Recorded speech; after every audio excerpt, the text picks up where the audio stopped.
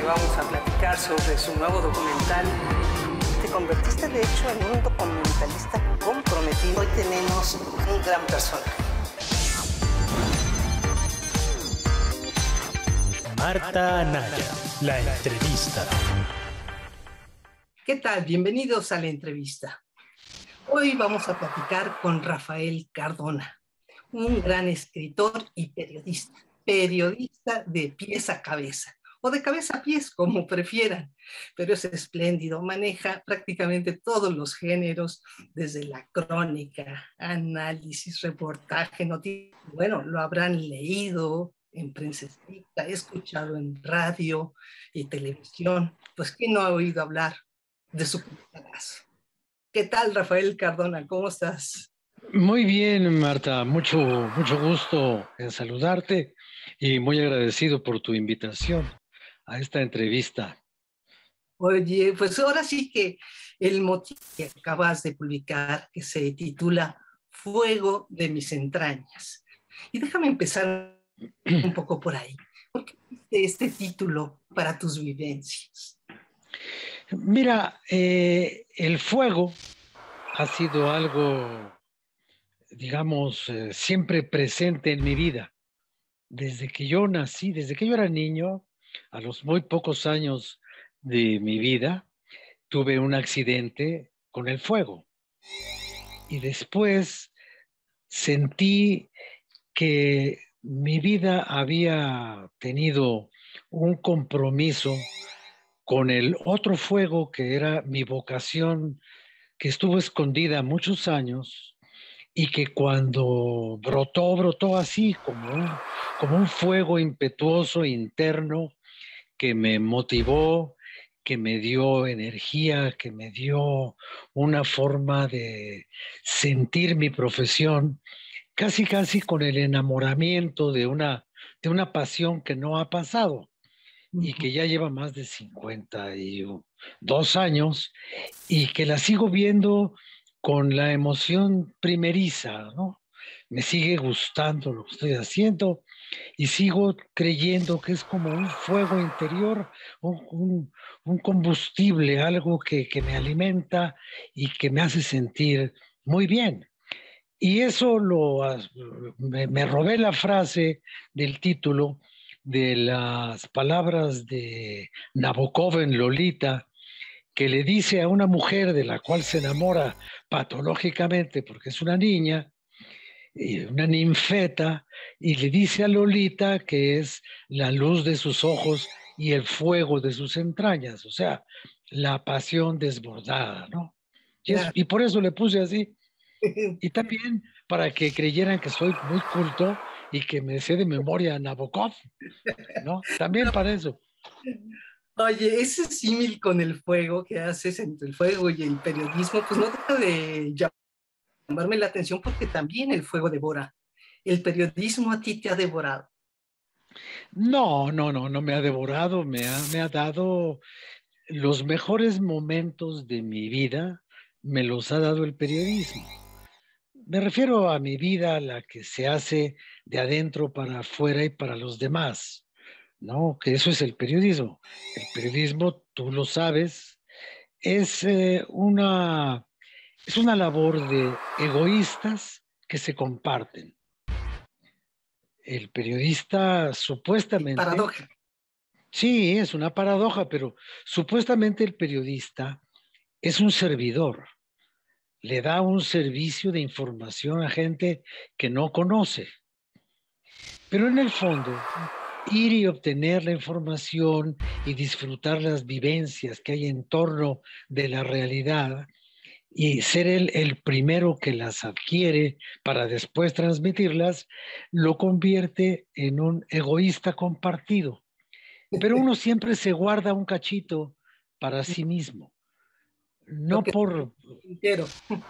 sí, no por pudor ni por censura, sino porque hay cosas que las vas guardando para ti, que son las que un poco te justifican tanto subir y bajar y entrar y salir y correr y perseguir.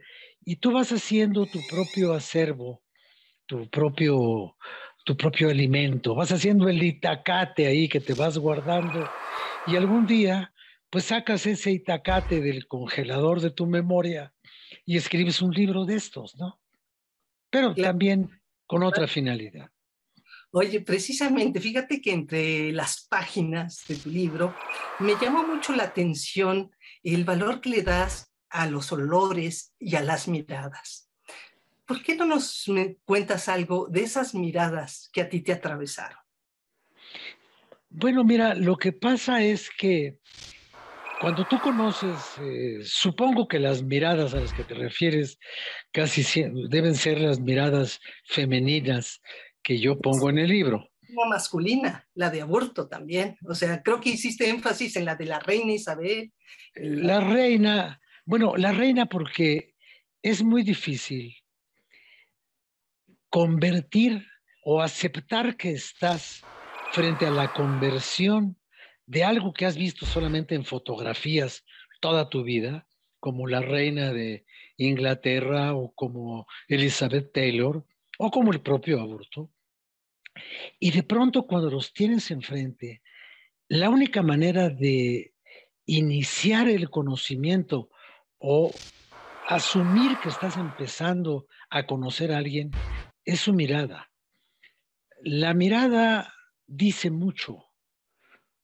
Hay miradas tiernas, hay miradas de odio, hay miradas neutras, hay miradas de autómata, como esta mirada de Aburto, que detrás de los ojos de Aburto hay un abismo, hay una cueva, hay una negrura total, un misterio que nadie va a saber nunca cuál es.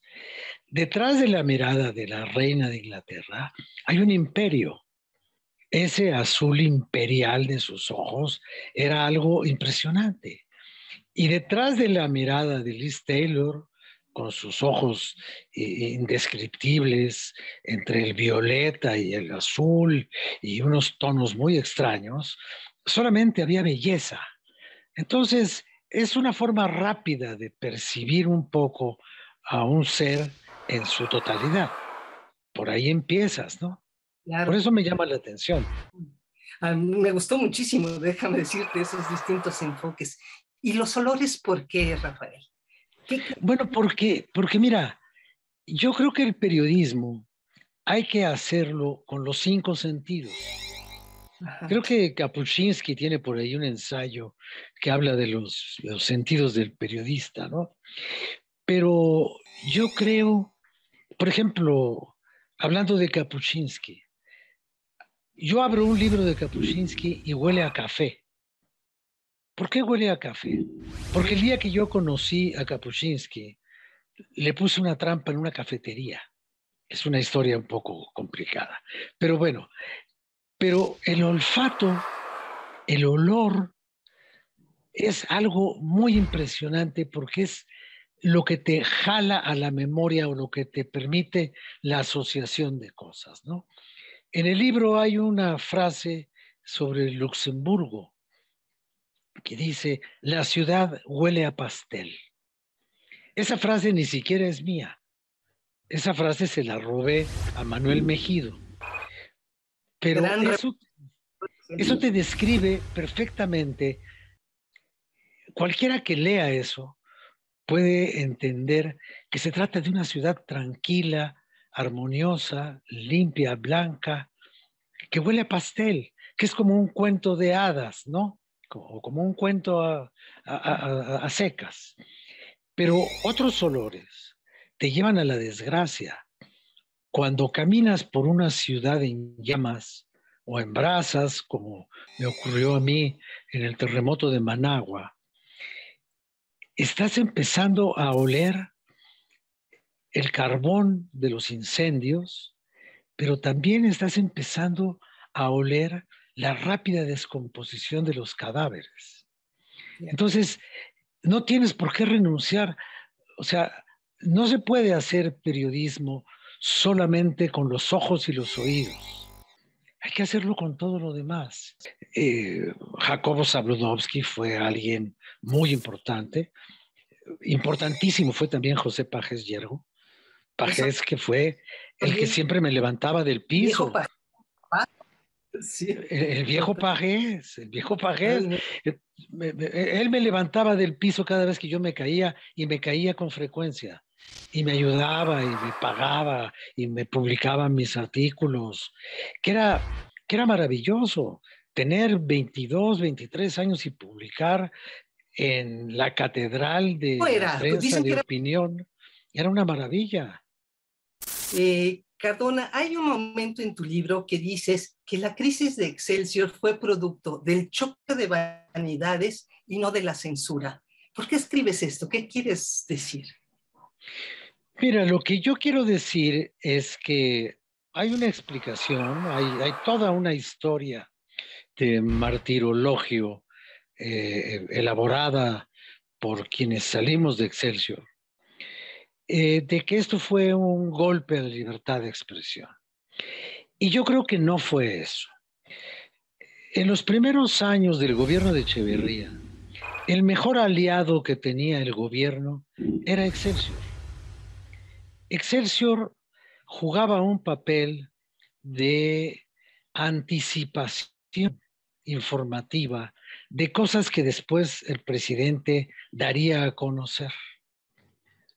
Entonces preparaba un poco a la opinión pública, porque era la voz nacional en ese momento, ese periódico. No había otra competencia. Era lo que se leía, lo que se atendía y lo que se entendía. La solidaridad o el maridaje o la convivencia entre el gobierno y Excelsior se manifestaba en el volumen financiero del periódico, que llegaba a repartir 100 días entre sus socios a final del año, en los momentos en que el gasto de publicidad era un enorme despilfarro por parte de Echeverría. Fue tanta la inclinación del periódico hacia el gobierno que le causaba tanto temor a los empresarios y a los grupos que ahora llamarían conservadores, que el sector privado se retiró del periódico. Ese sí fue un ataque a la libertad de expresión. Para forzar otra línea editorial, los empresarios se fueron del periódico y dejaron a Excelsior sin un peso de publicidad. Y sin embargo, el periódico siguió funcionando. ¿Con qué dinero? ¿Con qué dinero se compensó el boicot del sector privado? Con el dinero del gobierno. Y ese dinero del gobierno causó una especie de cruda en Julio Scherer, que dijo, si yo admito el dinero del gobierno y me pliego a todos sus caprichos, ya no solamente en lo informativo como era antes, sino también en lo editorial y en la opinión y en la crítica, me voy a ver públicamente, históricamente, como alguien que vendió el periódico al gobierno o que se lo entregó al gobierno. Entonces, acepto el dinero, pero no acepto el compromiso que se deriva del dinero. ¿Y qué fue lo que pasó? Pasó que el hombre que defendía su postura como periodista contra el hombre que consideraba que el periódico y ese hombre periodista le debían la vida, chocaron. Y entonces Echeverría, impolíticamente, cometió el peor error de su sexenio, que fue echar a Julio Scherer y a su grupo de la cooperativa. Scherer se iba a caer de todas maneras porque internamente tenía demasiados conflictos. Pero Echeverría estaba enojado porque consideró que era una traición personal. Y entonces ahí chocaron dos vanidades y bueno, y así siguieron hasta el día de la muerte de Scherer. Scherer se convirtió en un ejemplo del buen periodismo y el señor Echeverría se convirtió en lo que todo el mundo dice que el señor Echeverría es, fue y ha sido. Un hombre pues, con un alto grado de repudio social e histórico. Qué duro, qué otra historia. No cabe duda que siempre hay distintas versiones. Rafael, a ti te tocó vivir la presidencia de la República, pues tanto como reportero, como periodista, que como funcionario. Estar en esas entrañas del poder, ¿cómo lo viviste? Mira, hace muchos años yo tuve un amigo, al cual creo que tú también conociste, que se llamó Federico Barrera Fuentes. Claro. Don Fede había sido todo en el periodismo. Y un día me dijo, mire, Rafael, usted no será un periodista completo hasta que no conozca el funcionamiento de la maquinaria del poder desde adentro. Porque entonces conocerá usted lo que un periodista debe conocer, aunque tenga que guardar silencio. Conocerá usted secretos de Estado.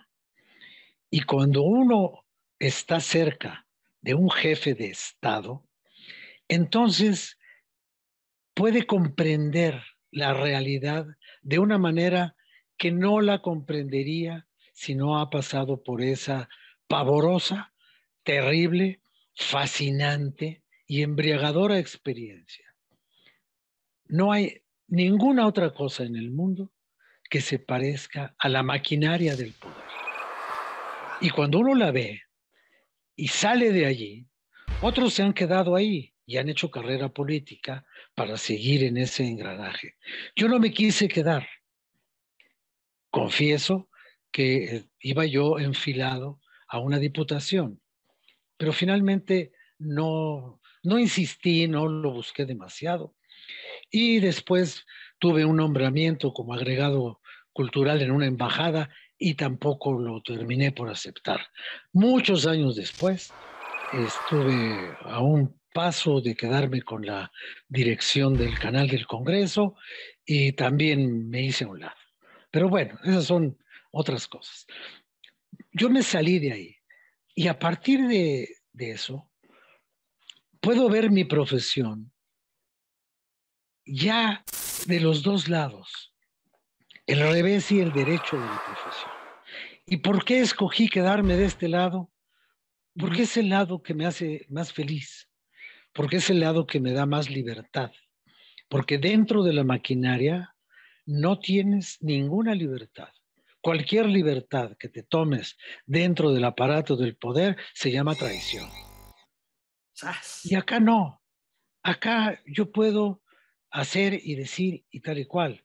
Y las cosas que yo viví, como no me enteré de ellas siendo reportero, sino siendo funcionario, las sepulté y no las voy a contar nunca. Voy a contar las cosas que no comprometan la memoria ni del que fue mi jefe, el señor presidente Miguel de la Madrid, ni de las cosas que viví en la maquinaria actuante. Yo sabía, por ejemplo, a los 3 meses de estar en la presidencia de la República, yo sabía quién iba a ser el siguiente presidente. Yo ya lo sabía.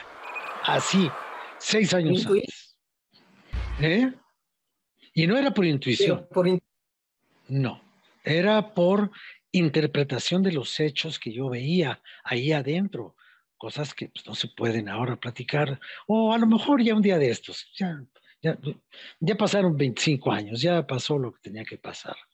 Pero eso, por ejemplo, ese conocimiento de las cosas me permitió que un día, cuando Enrique Peña Nieto era diputado local en el Congreso del Estado de México, el día que yo lo conocí, como gitana leyendo la mano, le dije, después de ser gobernador del Estado de México, vas a ser presidente de la República. Y si tú me lo permites, te ayudo. El día que lo conocí. Y todo lo que le dije pasó. Todo. ¿Por qué? Porque aprendes a ver las cosas de otro modo. Híjole, tenemos 30 segundos. Rafael Cardona. Uy, qué poquito. ¿Las mañaneras son ejercicio del poder en vivo? Las mañaneras son el ejercicio constante de un persistente y eficaz lavado colectivo de cerebro del cual este país no puede prescindir. México es un país hipnotizado por el más grande ilusionista de la historia de México. Y las mañaneras son su herramienta fundamental. ¡Wow, Rafael Cardona! ¡Qué final!